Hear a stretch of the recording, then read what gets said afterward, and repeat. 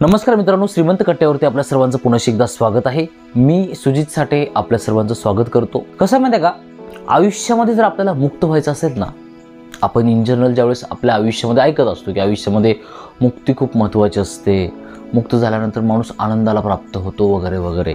In fact ह्या गोष्टी मी सुद्धा माझ्या व्हिडिओजमध्ये भरपूर बोललेलो आहे। कसं असतं माहिती आहे का, ज्यावेळेस आपण फ्री होतो ना, त्यावेळेस मग आपण ॲक्च्युअलमध्ये आपल्या आनंदाला उपलब्ध झालेलो असतो।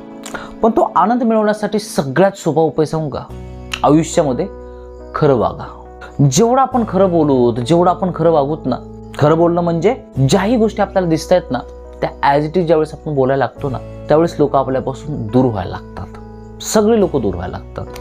त्यांना आपल्याला जामून सांगावं लागत नाही, ते ऑटोमॅटिकली आपल्यापासून दूर व्हायला लागतात। कारण सत्य जे असतं ना, ते ऐकण्याची कोणाची हिंमत नसते।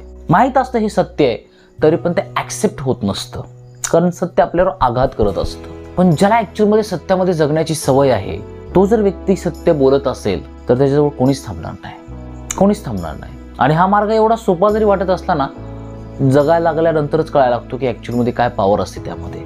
आपल्या आयुष्यातला एक जरी व्यक्ती आपल्यापासून दूर गेला ना, आपल्याला टेन्शन होतं, इरिटेशन व्हायला लागतं।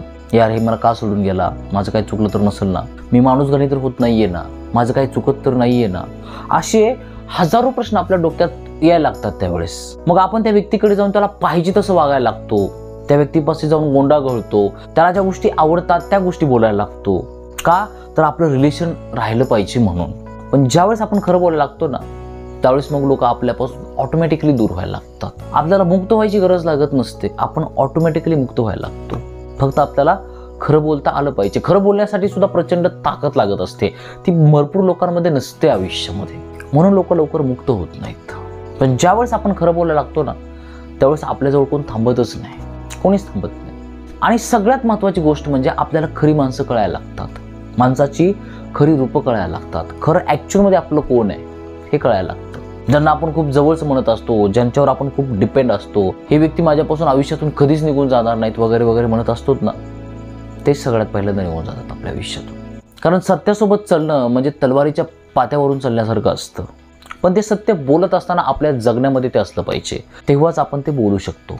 माझ्या आयुष्यामध्ये ह्या सगळ्या गोष्टी मी अनुभवल्यात म्हणून बोलतोय। ज्यावेळेस मी खरं बोलायला लागलो ना, सगळे लोक दूर गेले, सगळे लोक। म्हणजे माझं आणि त्या लोकांमधलं रिलेशन संपलंय, आमची भांडणं झालीत, अशातला विषय झालेलाच नाहीये। ज्यावेळेस मी खरं बोलायला लागलो ना, त्यावेळेस लोक आपोआप माझ्यापासून डिस्टन्स मेंटेन करायला लागले। कसं असतं माहिती आहे का, ज्यावेळेस आपण प्रॅक्टिकली ह्या गोष्टी जगायला लागतो, ज्यावेळेस आपण रणांगणात उतरतो ना, त्यावेळेस मग संभावना असते की आपण जास्त लवकर वरी उठण्याची। पण आपण लोकांना गमवण्यापासून, त्यांच्या लांब जाण्यापासून आपण घाबरतो। आपण एकटं पडलं तर आपलं कसं होणार, मग आपल्याला साथ कोण देणार, आपल्यासोबत कोण राहणार, आणि ती भीती आपल्याला आयुष्यभर पुढे नाही जाऊ देत। माहीत असते की समोरचा व्यक्ती चुकीचा आहे, तरी पण आपण त्याला कधी सोडत नाहीत आयुष्यामध्ये। कसं जरी असला तरी आपण त्याला जवळ करतो आणि चलत राहतो।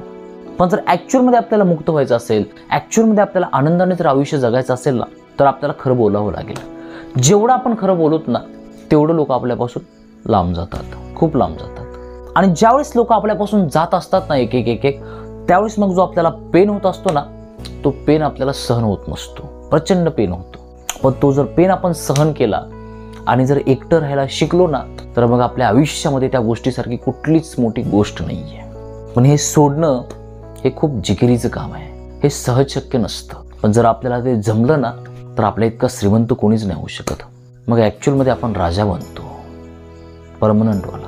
पण नंतर आपण लोकांसोबत रिलेशन ठेवतो, पण अटॅचमेंट नसते। कोणी आला तरी ठीक, कोणी गेला तरी ठीक, आपण स्वतःमध्ये खुश असतो, स्वतःमध्ये परिपूर्ण असतो। आणि ज्यावेळेस आपण त्या अवस्थेला जाऊन पोहोचतो ना, ते असते ॲक्च्युअलमध्ये प्रेम, तो असतो ॲक्च्युअलमध्ये आनंद, आणि त्यालाच म्हणतात ॲक्च्युअलमध्ये फ्रीडम। पण हे बोलतो एवढं सोपं नाहीये, ह्या गोष्टी करण्यासाठी प्रचंड वेळ लागेल, भरपूर मेहनत लागेल, हे सहज शक्य नसतं। लोकांना सोडणं, त्यांना खरं बोलणं हे सोपं काम नाहीये।